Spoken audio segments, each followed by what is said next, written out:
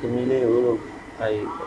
လူမဲ့တမ်းမဲ့သူပေါ်ပါစေဆိုပြီးတော့ဖရားပဲဆူတောင်းနေတာပေါ့အဲ့လိုဒါပေမဲ့လည်းအဲ့1000ကျော်ဆိုရမဖြစ်နိုင်ဘူးလေကူညီမဲ့သူပေါ်လာရင်တော့မှဒီသမီးလေးကအသက်ရှင်တယ်ပေါ့မကူညီနိုင်ဘူးဆိုတော့သမီးလေးက4နှစ်5နှစ်လောက်အဲ့လောက်ပဲနေရမယ်ဆိုတော့ပို့ပြီးတော့စိတ်ကခံစားရတာပေါ့ရင်ထဲမကောင်းညအတိုင်းသမီးလေးအိပ်ပျော်သွားပြီဆိုရင်လေမျက်ရည်ကျရတယ်ပြောနော်ပြီးရင်ငါသမီးလေးဘာလို့ဒီလိုယောဂမျိုးပါလာရတာလဲပေါ့အဖေနဲ့မေရလဲပေါ့သူတပားအပေါ်ဘာအပြစ်မှဘာမှမဖြစ်မကျူးလို့ခဲဖူးဘူးပေါ့နော်ငါသမီးလေးကျမဘာလို့ဒီလိုဖြစ်ရပါဒါလဲပေါ့တားကို90တန်ချူရှင်လေးတစ်လုံးတော့ဝယ်မကျွေးနိုင်အဲ့လိုမျိုးဆိုလေအရင်ကိုစိတ်တက်ကြတယ်ပေါ့နော်ခါတည်းဆိုကိုတက်တည်ချင်းစိတ်တောင်ရှင်ပေါက်တယ်ပေါ့ဒါမဲ့လေငါမှတားလေးနဲ့သမီးလေးရှိတယ်ငါဒီလိုလုံးလုံးမဖြစ်ဘူးငါရှင်တန်းမဖြစ်မယ်ဆိုပြီးတော့ပြန်ပြီးတော့ငါတားနဲ့သမီးလေးရှိသေးတယ်ဆိုတော့စိတ်နဲ့ပြန်ပြီးတော့အာတင်ထားရပါတော့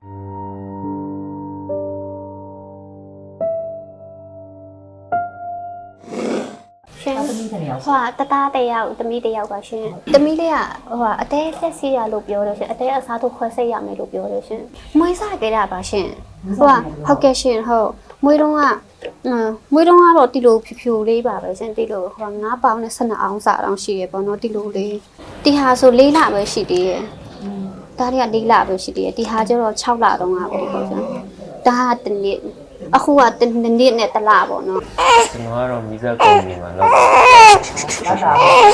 တာကတော့3သိန်း8တောင်း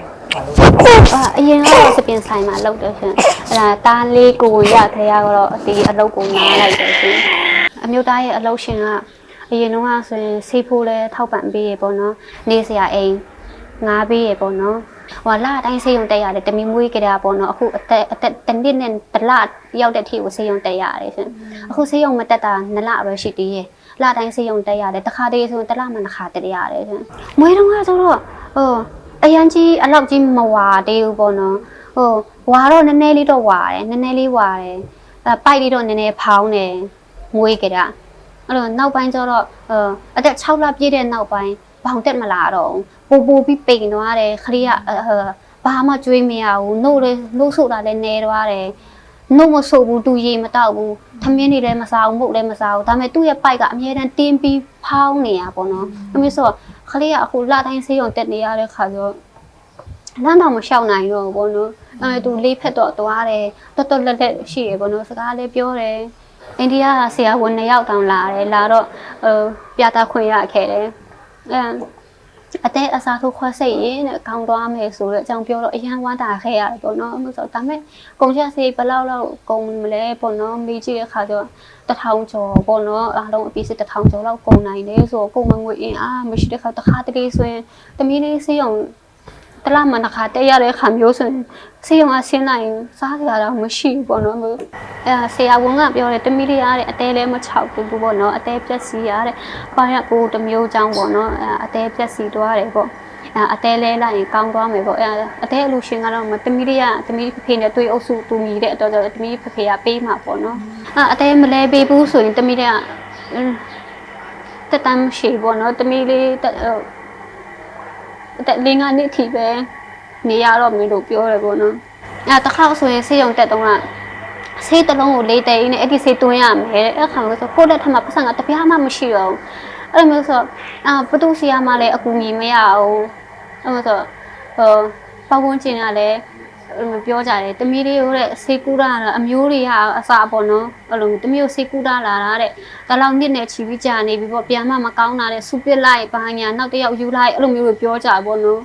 ဒါပေမဲ့ကိုမှမဆုလို့နိုင်လို့ပဲအချိန်ကုန်ခံ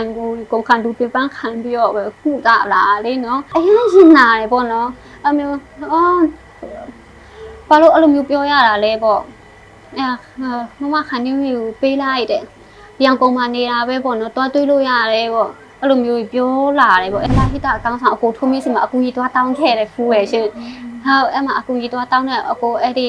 ဆရာကိုထိုးမင်းက3သိန်းလူပေးတယ်အဲ့ဒီပတ်စံနဲ့တမျိုးဆေးရုံပြန်တက်ပြီးတော့ပြန်ပြီးတော့ကုသခွင့်ရခဲ့တယ်ပေါ့နော်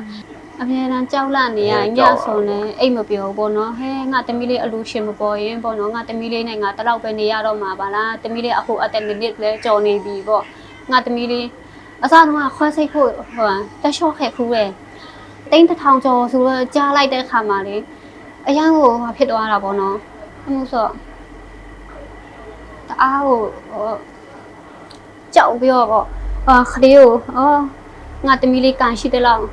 ငါယူခွေမှာပျော်ရွှင်ရွှင်ထားမယ်တမီလေးကန်ပေါ့ဆိုပြီးတော့အမှတစ်တော့လေးတုံးတဲ့ခါကျတမီလေးပုံလေးမကြခဏတင်ဖြစ်တယ်ပေါ့နော်တစ်တော့မှာအဲ့ဟာကန်ကောင်းဆိုတော့တမီလေးရကန်အရန်ကောင်းတယ်သူ့ရဲ့ကုတူကန်လေးရလေဆေးရုံတက်ဖို့ပတ်စံပြတ်သွားတယ်ဆိုရင်တောင်မှတမီလေးရောအဲ့လိုမျိုးဟိုဆေးဖို့လူပေးတဲ့သူရှိရပါနော်မမခန်းနေဝေကိုလည်းအကူကြီးတောင်းခဲ့ဖူးတယ်ရှင်အဲ့ဟာမမခန်းနေဝေကမအားသေးလို့ထင်နေစားတော့ပါအเจ้าမှမပြန်လာသေးဘူးရှင် စားပို့လိုက်တာ ဟုတ်စားပို့လိုက်တယ်ဟုတ် ဟိုက messenger နေကိုလားဘာနေကိုလားပြုတ်ပါ ဟုတ်ဟိုက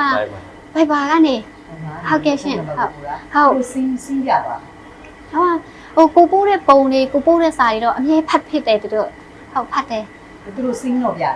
ဟုတ် စင်းပြတယ်အကြောင်းမပြန် ဟုတ်ကဲ့ဟုတ်ဘာအเจ้าမှမပြန်လာသေးပေါ့နော်မမပေါ့နော်တမီလေးကအတဲ့အစားတို့ခွဲစိတ်ရမှာဖြစ်တဲ့အတွက်ကြောင့်မလို့ပေါ့နော်တမီလေးအတဲ့ကိုကဲတင်ပေးပါအောင်လို့ဆိုပြီးတော့အဲ့လိုမျိုးတင်ပေးလိုက်တာပေါ့နော်အဲတမီလေးစေးရုံတက်တုံးကပုံလေးတွေတမီလေးပိုက်အရန်ကိုပူဖောင်းပြီးတင်ကားနေပုံလေးတွေအဲ့လိုမျိုးတွေပို့ပေးဖြစ်တယ်ရှင်တမီလာသားတုံးကပုံလေးကဒီလိုပါမမအခုလက်ရှိကတော့တမီလေးကအတက်နည်းနည်းရှိသွားပြီပေါ့အခုအနေနဲ့အရွယ်မှာဒီလိုပုံလေးပါဆိုတဲ့ပုံလေးတွေပို့ပေးတယ် ဘယ်နှခါလောက်ပြီ နှိတ်တိုင်းနေပါပဲမမကိုပို့ပါတခေါက်တမီလေးဆေးအောင်တက်တော့ဘောနော်ဟို ဘယ်နှစ်ကျော်က တီနှစ်ဝန်းကျင်အရွယ်မှာပဲဟုတ်အဲ့ဒါဆီယမတမီလေးရပေါ့အတဲ6နေပြီပေါ့နော်စိတ်ကိုပြင်ဆင်ထားဖို့ပြောလာတဲ့အခါမှာတမီလေးကအဲ့ဒီအချိန်တုန်းကအောက်ဆီဂျင်လေးလည်းပေးထားရတယ်အရန်အတဲတန်ပုံစံမျိုးဖြစ်သွားခဲ့ဖူးတယ်ပေါ့နော်ဆေးရုံမှာအဲ့နဲ့ဖုံးကအမှဒီဖုံးတစ်လုံးပဲရှိတဲ့ခါကျတော့တသားလေးကကိန်းစော်တယ်အဲ့ဒါတမီပုံလေးပြတ်သွားမှဆိုလို့ဆိုပြီးတော့မပြောကောင်းမဆိုကောင်းဒီဝေးမှာတုံးဖို့ပုံဆိုပြီးတော့ထုတ်ထားလိုက်ပြီရပေါ့နော်ဒီပုံလေးကအဲ့ဒါအခုတမီလေးရောဆေးဖို့ကူညီပံ့ပိုးပေးတဲ့ဆရာနဲ့တွေ့ပြီးတော့အမှဆရာမတို့နဲ့တွေ့တသားလေးအတဲအစားထုတ်ခွဲစိတ်လာတဲ့တသားလေးမမေတို့နဲ့တွေ့မှာပဲပြန်ပြီးတော့အားပြန်ဖြစ်သွားပေါ့နော် ဒီသမီးလေးကိုကြတော့ဒီဆ iam တို့ဒီအရင်တော့ကအသေးစားထိုးတဲ့ကလေးရှိတယ်ပေါ့နော်9လကလေးလေးအဲ့ဒီကလေးလေးရဲ့မမေကဒီသမီးတွေရဲ့ဒီအလူခန်းနဲ့ TikTok လေးကိုတွေ့တော့ဆ iam တီကိုသွားပါဆိုပြီးတော့သူတို့ကခေါ်လာပေးတာပေါ့ခေါ်လာပေးတဲ့အခါမှာလည်းဒီသမီးလေးကိုကျွန်တော်တို့ရုံးမှာတွေ့ကြည့်တယ်ကလေးရဲ့အခြေအနေကလည်းတကယ်ဟိုအသားတွေလည်းဝါနေပြီဗိုက်တွေကလည်းဖောင်းနေပြီတကယ်ကိုအသေးအစားထိုးဖို့ကိုဟိုလိုအပ်တဲ့ကလေးလေးဖြစ်တဲ့အတွက်ကြောင့်ဆ iam တို့တွေလည်းအကုန်လုံးဆုံးဖြတ်ပြီးတော့ဟိုအသက်တစ်ချောင်းကိုဒီပေါ့နော်မရရအောင်ငါတို့ဝိုင်းဝန်းပူပေါင်းပြီးတော့ဖေးချောင်းနေဆိုပြီးတော့ဆုံးဖြတ်ပြီးတော့ကိုဒီသမီးလေးအတွက်ကိုအစားထိုးဖို့စတင်လုပ်ဆောင်ပေးနေရပါဒီသမီးလေးရဲ့ယောဂါကလေ PF IC လို့ခေါ်တဲ့ဒ